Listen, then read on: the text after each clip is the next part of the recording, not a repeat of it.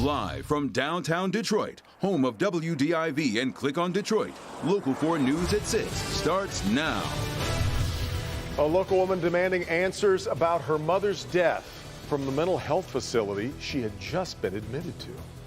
Drinking, vaping, and eventually sexual assault. That's how investigators say this local coach victimized at least 2 children, and they're worried there may be more.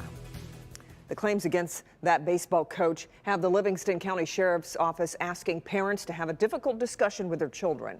Joseph Frappier is accused of molesting 2 boys at his home in Heartland.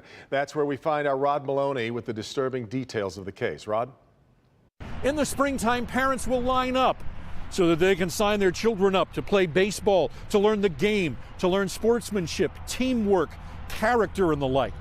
But Livingston County Sheriff's Department is telling us tonight that in this area, one coach was offering a vastly different kind of lesson, one parents didn't want, and now the coach is behind bars. It was a week ago Saturday now, November 23rd, that the Livingston County Sheriff's Office arrested 49-year-old Joseph Frappier of Heartland.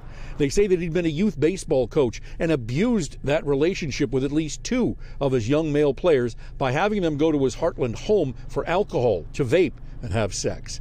But this was not a one-time thing, they say. The Sheriff's Office claims these illicit parties happened over 4 years, between 2015 and 2019. Frappier is now charged with 10 differing counts of criminal sexual conduct and another count of furnishing alcohol to a minor.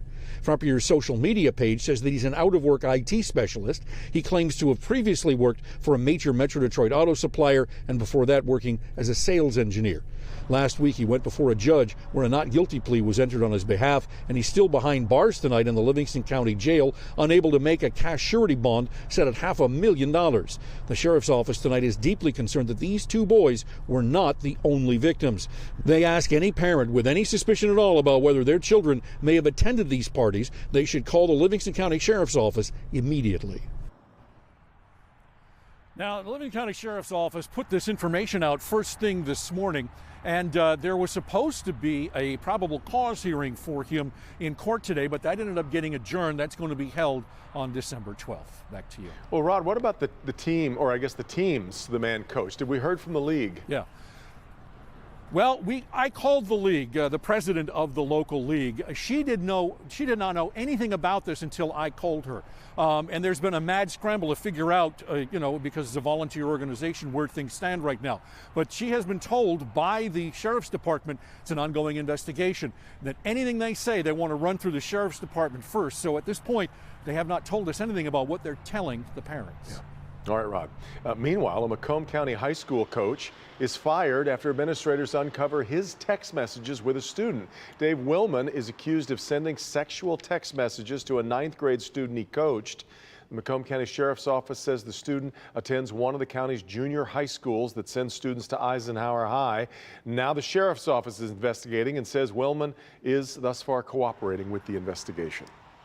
Teresa Brennan, the former Livingston County judge accused of having an affair with the lead detective in a murder trial over which she presided, pleaded guilty today to perjury. Jason Colthorpe is here with more. Jason, this is a felony that could send Brennan to prison for, what, up to 15 years? Exactly, Kim. 2 other charges of misconduct in office and tampering with evidence were dropped as part of this plea deal.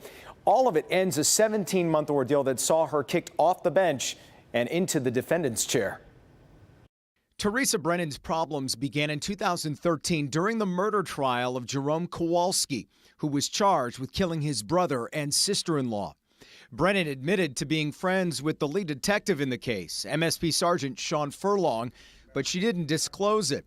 She even denied a motion for her recusal and during the trial denied a defense motion to have Kowalski's confession thrown out, which was elicited by Furlong. Kowalski was convicted and sent to prison.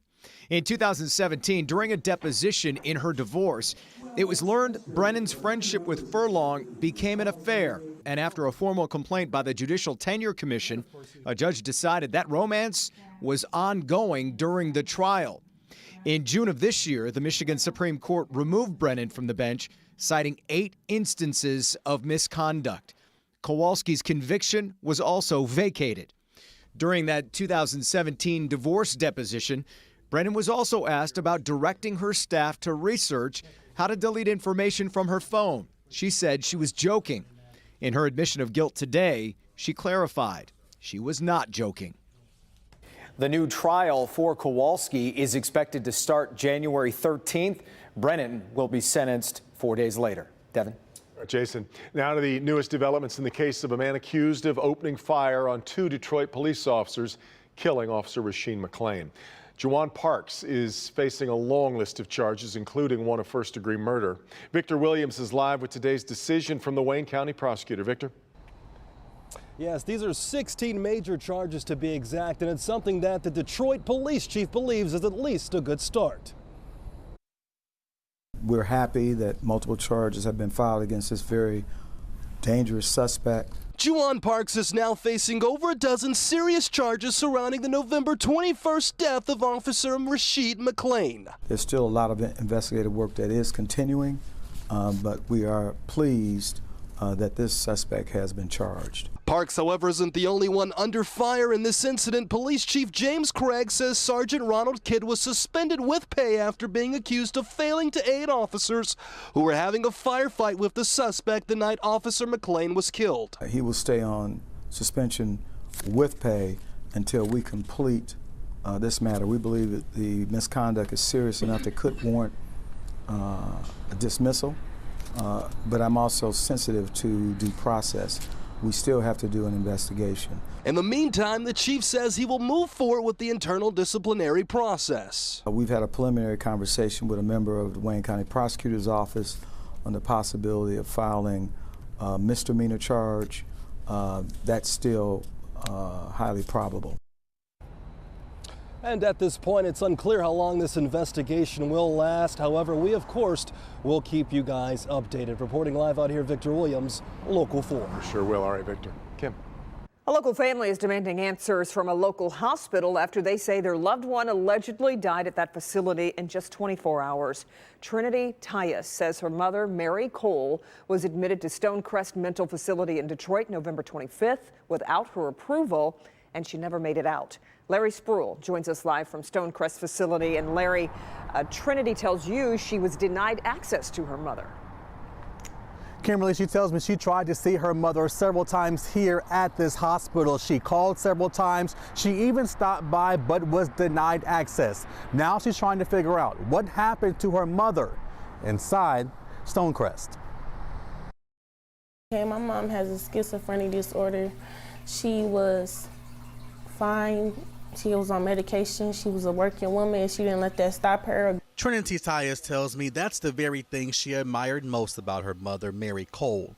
But recently, she noticed a change. The night of November 25th, 2019, I just noticed my mom was just very emotional. It was the last time she would see her mother, Mary Cole, alive. She left for work, and she never came back. I didn't want her to leave. Tyus says she filed a missing persons report, and 2 days later, officers found her mom alive, sitting in her car on the side of Interstate 75. I talked to a social worker and I petitioned her for her to be evaluated at DMC Hospital. Tyus said later on that night she called the hospital, but staff members told her that her mother was transported to Stonecrest Mental Facility on Gratiot Avenue in Detroit. She tells me she did not know. Stonecrest, I kept calling her. She's asleep and she's in group therapy. I went to go try to see her. They said I couldn't see her. She had to put me on a list. She can't release information to me. Tyus says Stonecrest staff members also told her one of the reasons she was denied was because she's under the legal age. But Tyus wants to know how can she be old enough to petition her mother, but not old enough to see her. Mark Reinstein with Mental Health Association in Michigan. That makes no sense to me. To say that because someone is 17 and may not be or is not a legal adult, that therefore they can't visit or talk on the phone with a parent, if that's hospital policy at that hospital, then it's one strange and bad policy. Tyus says her mom was taken by ambulance from Stonecrest to St. John's Hospital, and when the hospital contacted Tyus, she went to see her mom. I didn't know what to do. She's only 44 years old. She said she had a seizure. I didn't believe it. Now, I reached out to the Wayne County Medical Examiner's office. They confirmed to me the cause of death is pending. Pray God, give me a sign, give me something, because I can't take this pain. And I tried to contact Stonecrest. I called 4 times and left multiple voice messages since Monday. I have not heard back. I even stopped by this hospital, but was told by security that I had to leave. I reached out to the Michigan Licensing and Regulatory Affairs Department. They told me they could not comment on individual cases, but there have been multiple complaints filed against Stonecrest in the past 3 years. 12 complaints in just 2019 this year alone. I'm also told they are investigating this case. We're live on Detroit's East Side tonight. Larry Spruill, Local 4. Let's hope Tyus gets some answers that she deserves. Okay, Larry, thanks. It's time now for a check of the national stories you'll see ahead at 6:30 on NBC Nightly News. Let's head to Lester Holt, who's in New York with a preview of what's coming up tonight. Hi, Lester. Hey, Kim and Devin, coming up, why today is one of the best days of the year to book your next vacation. Plus, could your TV be watching you? We're going to tell you about the new warning from the FBI about smart TVs and your privacy. Yes, we were actually just talking about this, Lester, because I bought 2 of them, but I hear now they're one of the hottest gifts, but some people feel like they could open a new door for hackers. Well, of course, all of us like to be watched. That's what we do for a living. But the concern for other folks, the technology inside the TVs, could make it easier for someone to get your information or even listen and watch you, since some of them have cameras and mics. We'll tell you how to protect yourself when we see you coming up on Nightly News. Yeah, we look forward to hearing what you have to say. I've always wanted TV to get smarter, but this... Not that smart. I know, yep. All right, Lester, we'll see you in a bit. We sometimes find ourselves going a bit overboard when it comes to holiday season. We all know this feeling, and gifts of the material variety. Ahead, new research that might have you taking a different approach. We'll have that coming up. Plus, here's Ben. Kim and Devin, temperatures are going to remain fairly steady through the evening, but the winds are as well. Find out how it's going to feel when we wake up and when our next chance of snow returns. Next, grab and go. The man police are hoping you can help them find in an armed robbery at a local store. That's next.